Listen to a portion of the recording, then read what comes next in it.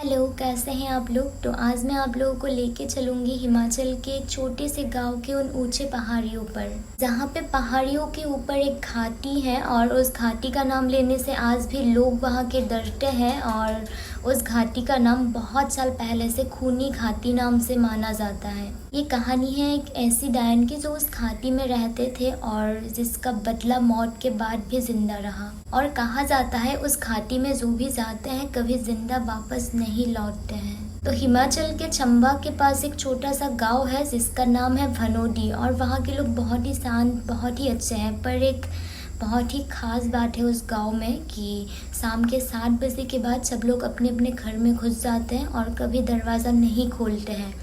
शाम के 7 बजे से पहले जो भी है अपना काम ख़त्म करके वो शाम के 7 बजे अपने घर के अंदर जाएंगे। ये बहुत साल पहले से उनके गांव में रिवाज चलती आ रही है। और वो किस वजह से ये तो आप लोगों को पता लग ही गया होगा, वही घाटी में रहने वाली डायन की वजह से। तो उस गांव के लोग कहते हैं कि उस गांव का जो घाटी है उस घाटी में एक डायन रहती है जिसको कभी भी आज तक मुक्ति नहीं मिली। तो आज से करीब 70 साल पहले उस घाटी में एक औरत रहती थी जिसका नाम गुलाबो था। वो बहुत सुंदर थी, बहुत आकर्षित थी, पर उसके बारे में ये अफवाह थी कि वो चुड़ैल है, वो डायन है, उसके पास तांत्रिक शक्तियाँ हैं। और एक दिन उस गांव के ठाकुर ने उस औरत गुलाबो के ऊपर जादू टोना करने का इल्ज़ाम लगाया और पूरे गांव वालों ने मिलकर उसी घाटी पे गुलाबो को जिंदा जला दिया। और जब गांव वाले उसको जला रहे थे तब उसने जलते टाइम एक ही बात बोला था कि मैं वापस आऊँगी, मैं लौट के आऊँगी, किसी को नहीं छोड़ूंगी, सबको खा जाऊँगी। और उसके बाद हर साल जिस दिन उसको जलाया गया था उस दिन गांव से एक लड़का गायब होने लगा। और फिर 2023 में एक दोस्तों का ग्रुप आया उस गांव में। और उन दोस्तों का नाम मैं बताती हूँ पहले। ऋषि, कबीर, महक और सिमरन, ये 4 दोस्त वहाँ पे आए ब्लॉग बनाने के लिए। और वो लोग हॉन्टेड प्लेस वगैरह एक्सप्लोर करते थे। वो लोग ब्लॉग बनाते थे हॉन्टेड प्लेस के ऊपर। तो उस ग्रुप ने आके गांव वालों से बातचीत की, जगह के बारे में पूछा। तो गांव वालों ने उन लोगों को साफ साफ वार्न किया कि दिन में जितना भी घूमना है घूम सकते हो, पर उस घाटी में मत जाना। और शाम को 7 बजे से पहले तुम लोग अपना सारा काम ख़त्म करके जहाँ पे तुम लोग रहोगे वहाँ पहुँच जाना। और गांव वालों ने, साथ में गांव के मुखिया ने भी ये उन लोगों को वार्न किया कि कुछ भी हो जाए उस खूनी घाटी की तरफ ना दिन में ना रात में बिल्कुल मत जाना। पर उन लोगों ने इग्नोर किया क्योंकि ये लोग दिल्ली से आए हैं, ये लोग पढ़े लिखे शहर में रहने वाले लोग हैं, तो इन सब में बिलीव बिल्कुल नहीं करते हैं। तो गांव वालों की बात सुन के उन लोगों ने आपस में डिस्कस किया कि ये सब बस लोकल लोगों का मिथ है और हमारे कंटेंट के लिए बिल्कुल परफेक्ट है, तो हम तो वहीं पे जाके शूट करेंगे। और रात के करीब 12 से 1 बज रहे थे तो वो लोग अपना टॉर्च, कैमरा, ड्रोन लेके उसी घाटी में चले गए, चारों दोस्त। और घाटी में अंदर घुसते ही वहाँ का टेम्परेचर 10 डिग्री नीचे गिर गया। सब कुछ शांत हो गया, पूरा माहौल सन्नाटे से भरा हुआ था।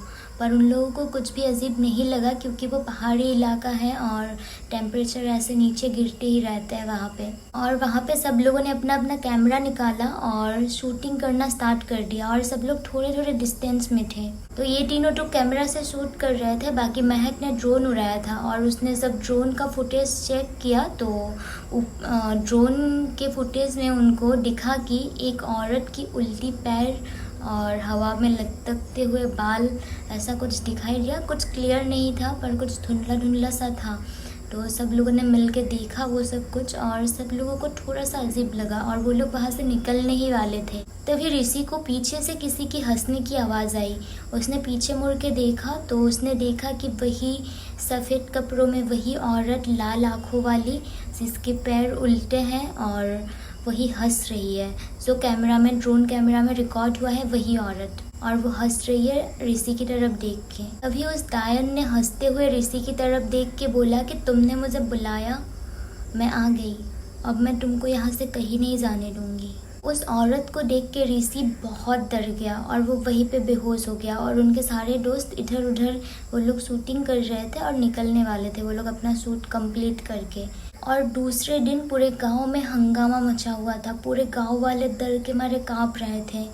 और गांव के एक जंगल में, गांव के पास ही एक जंगल था, तो वहाँ पे गांव वालों की भीड़ लगी हुई थी क्योंकि गांव के जंगल के एक पेड़ में कबीर का गला कटा हुआ और लटका हुआ था। उसके थोड़े ही दूर पास में महक का डेड बॉडी था जो पूरा काला पड़ चुका था और उसकी आंखें नहीं थी चेहरे पे, उसकी आंखें निकाल लिया गया था। और सिमरन जो है पास में पड़ी हुई थी, वो बेहोश थी, पर जब उसको होश आया तब पता चला उसका ज़ुबान काट दिया गया, वो बोल नहीं सकती अभी। और रिची बच गया, वो बेहोश पड़ा हुआ था उसी खाती में। तो गांव के कुछ लोग बड़ी ही हिम्मत करके गए, ऋषि को वहां से उठा के लाए और गांव के एक सरकारी अस्पताल में ऋषि को भर्ती करवाया और वो 5 दिन तक बेहोश पड़ा रहा। और जब ऋषि को 5 दिन बाद होश आया तब गांव वालों ने बताया कैसे उनके 2 दोस्त मारे गए और एक दोस्त का क्या हालत है। तो ये सब सुन के ऋषि बहुत ज़्यादा डर गया और ऋषि को बहुत बुरा भी लगा, वो बहुत रोया भी, पर अब वो क्या ही कर सकता है। और उसके बाद जब वो ठीक हुआ, होश में आया, तब गांव के एक तांत्रिक के पास गया जिसका नाम रुद्रनाथ बाबा है। तब उस बाबा ने ऋषि को बोला कि उस डायन को मुक्ति चाहिए, तुम उसको मुक्ति दिलाने में मदद कर दो। तो ऋषि ने हाँ कर दिया। और जब उस तांत्रिक बाबा ने मंत्र पढ़ना स्टार्ट किया तब हवन के अग्नि में एक छाया बनी जिसमें वो गुलाबो दिख रही थी। पूरे गांव वालों ने देखा जिसमें उस गुलाबो की परछाई बनी और एक चीख के साथ हवा में गायब हो गई। और सबको लगा कि गुलाबो की आत्मा को जो है अब शांति मिल गई है, वो भटक रही थी यहाँ पे, अब वो मुक्ति पा चुकी है। पर कहानी यहाँ पे ख़त्म नहीं हुई, अभी तो ऋषि के ऊपर मुसीबत आना बाकी था, बहुत बड़ी वो भी। तो ये जब रिचुअल वगैरह ख़त्म करके ऋषि अपने घर दिल्ली वापस चला गया, पर उसके घर जाते ही 2-3 दिन के बाद उसके घर में एक परछाई दिखने लगी जो गुलाबों की थी और ऋषि को वो क्लियर दिख रही थी। और उसके कुछ दिनों के बाद ऋषि के डायरी में लिखा मिला कि मैं तुमको यहाँ से लेके जाऊँगी, तुमने मुझे वहाँ से मुक्ति तो दिलाया पर मैं तुम्हारे साथ आ गई हूँ, अब तुझे मुझसे कोई नहीं बचा सकता, मैं तुमको लेके जाऊँगी। और उसके 2-3 दिन बाद ही ऋषि ने अपनी फ्लैट में खुद को फांसी लगा ली। तो हाँ, वो डायन जाते जाते ऋषि को भी अपने साथ ले गई। और आशा करती हूँ, उम्मीद करती हूँ आज की स्टोरी आप लोगों को काफ़ी इंटरेस्टिंग लगी होगी। अगर अच्छी लगी हो वीडियो तो प्लीज़ वीडियो को लाइक कर देना और चैनल को सब्सक्राइब कर देना। तो मिलती हूँ नेक्स्ट वीडियो में। टेक केयर, बाय बाय, ख्याल रखिए अपना, बाय।